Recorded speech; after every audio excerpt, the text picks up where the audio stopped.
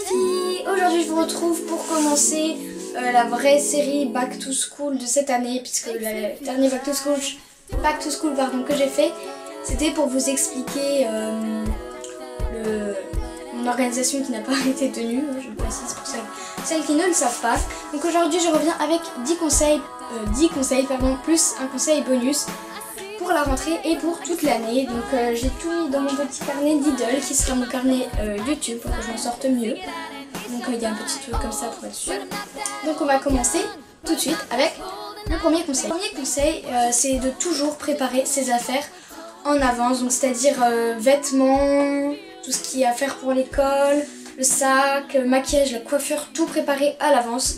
Que ce soit la veille de la rentrée ou alors pendant toute l'année, comme ça au moins le soir, enfin le matin en vous levant, vous n'êtes pas là, mais qu'est-ce que je vais mettre, je sais pas, nanani, nanana. Donc là vous aurez déjà tout de près, vous savez quelle coiffure vous allez faire, vous savez comment vous allez vous habiller, et puis au cas où, si vous êtes sûr que vous avez, si vous pensez que vous avez oublié quelque chose, le matin vous pouvez toujours vérifier au lieu de stresser et de tout mettre comme ça dans le sac. Donc franchement c'est un très bon conseil, donc je vais quand même, je pense, le tenir pour vraiment tout bien préparer à l'avance et trucs comme ça. Ce sera franchement plus facile. Deuxième conseil, c'est de se coucher tôt, enfin plus tôt que d'habitude, c'est-à-dire pas genre 23h, non, enfin entre 21h et 22h. Pour ceux qui ont du mal à se lever, c'est pas mal. Bon après, moi je me couche à 7h, tout comme ça, j'ai toujours du mal à me lever. Mais c'est quand même quelque chose de bien de se lever, de se coucher plus tôt, surtout à la rentrée. Comme ça au moins tout le stress de se dire ah mais ça se trouve je vais pas m'en sortir, nanana, surtout si on rentre en 6ème, moi je rentre en 4ème donc je connais quand même le collège, ça va.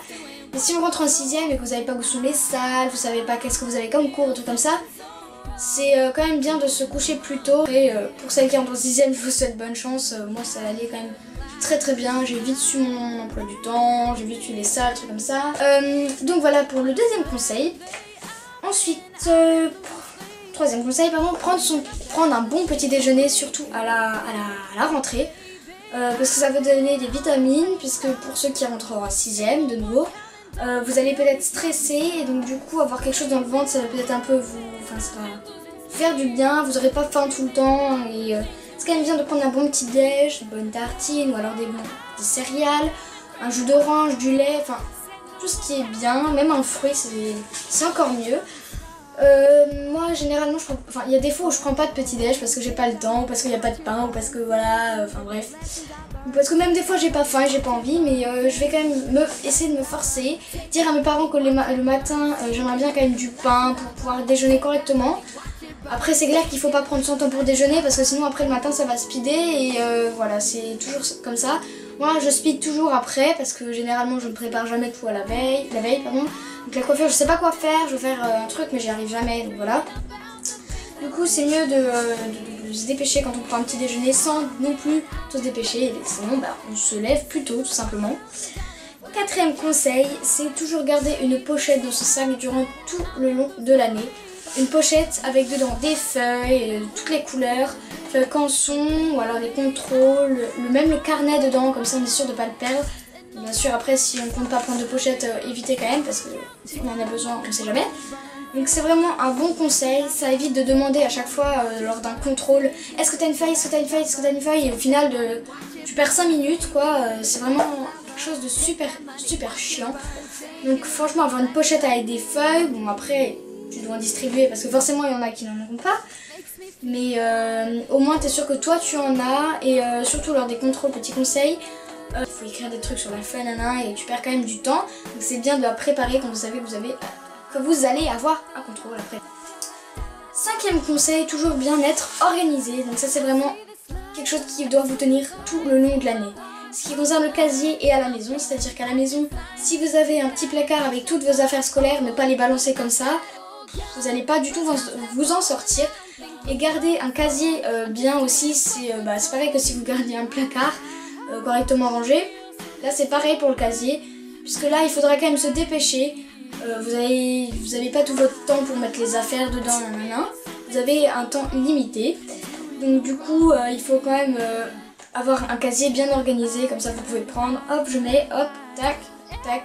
Ça, vous savez exactement où se trouvent vos affaires d'histoire, vos affaires d'art plat, vos affaires de français, tout ce qu'il faut. Et franchement, c'est vraiment une bonne technique. Donc je vous conseille de bien rester organisé tout le long de l'année. Et je vous jure, l'année sera déjà plus réussie que vous aviez tout en bordel. Franchement, moi cette année, c'était limite niveau casier. J'oubliais plein d'affaires puisque mon casier était un vrai bordel. Donc avoir un casier bien rangé, franchement, c'est quand même mieux. Si un conseil, vérifiez les affaires avant chaque cours. C'est-à-dire que, par exemple, vous avez la récréation et vous avez 2 cours après. Donc il faut vraiment bien prendre son temps. Pas trop non plus, mais prendre son temps. Vérifiez que c'est bien vos affaires. Parce que des fois, on se trompe pour un cahier. C'est un cahier vert, hop, c'est bon. Donc vérifiez bien ce qui a marqué dessus. Si c'est bon, bah, vous le mettez. Et surtout regardez dans votre sac, si par exemple hop vous pensez que vous avez tout pris, des fois on part comme ça, on pense qu'on a tout pris et au final non, ça m'est arrivé 2 fois avec le livre d'histoire géo, c'est-à-dire que je pensais l'avoir pris et au final je l'avais pas pris, donc c'est comme ça. Donc vérifiez bien, c'est bon, j'ai pris ça, j'ai pris ça, j'ai pris ça, ok, tout va bien. Comme ça, si vous avez oublié quelque chose, ah mince, il faut que j'y retourne, hop, c'est bon, vous avez tout, donc c'est un bon conseil de vérifier à chaque cours. Si vous avez les affaires qu'il vous faut, et bien sûr, si vous ne savez pas quel cours vous avez, ne prenez pas n'importe quelles affaires. Regardez sur l'emploi du temps.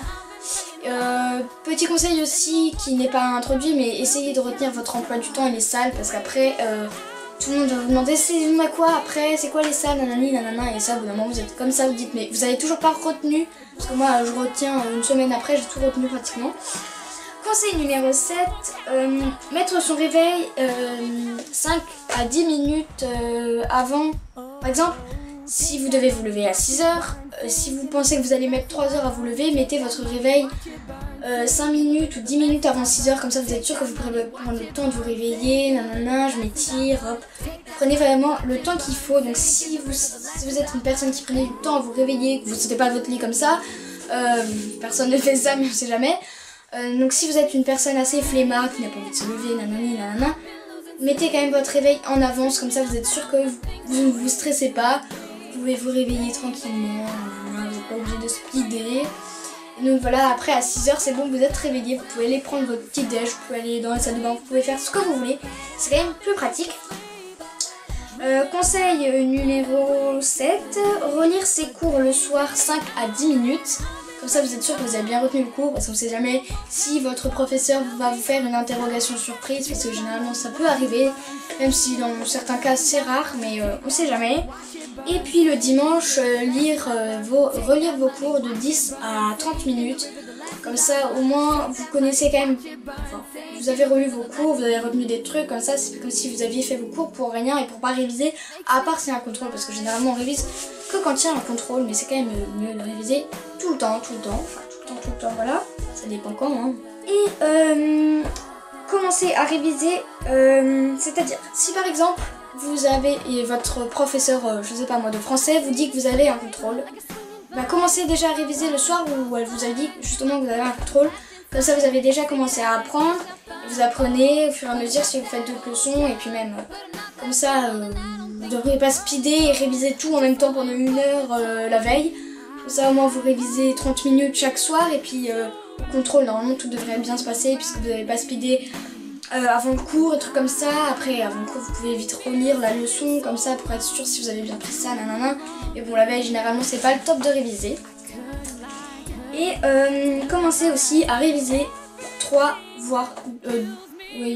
2 voire 3 semaines pardon, avant la rentrée, c'est-à-dire pendant les grandes vacances ou pendant tout ça. Commencez à réviser quand même 2 voire 3 semaines avant la rentrée, puisque il y a des choses qui vont revenir, et après si vous en tenez plus, enfin c'est quand même galère. Donc c'est quand même mieux de se souvenir des cours que vous avez fait l'année dernière. Donc réviser, c'est quand même un bon conseil. Ou alors, vous pouvez aussi faire un cahier de vacances, ce qui est très bien. Le faire 1 fois par semaine, c'est bien aussi. Et conseil bonus, c'est de prendre un bon sac et de bonnes affaires.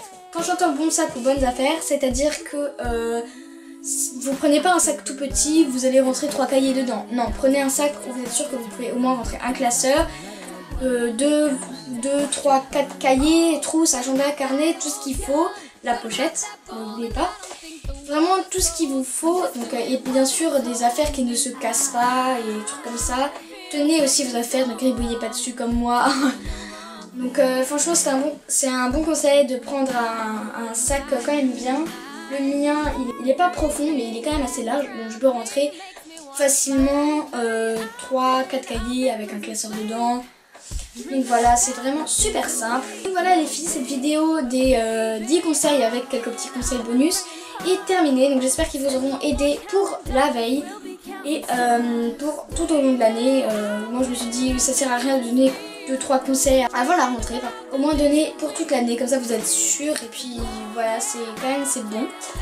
Vous êtes prête maintenant pour la rentrée, même si c'est dans à peu près un petit peu moins d'un mois. Comme ça, vous êtes sûr que vous pouvez décontracter quand même un peu. Et puis après, commencer à y penser, à préparer, nanani, nanana. Donc voilà, j'espère que cette vidéo vous aura plu et vous aura aidé. Moi, je vous fais plein de gros bisous et je vous dis à la prochaine.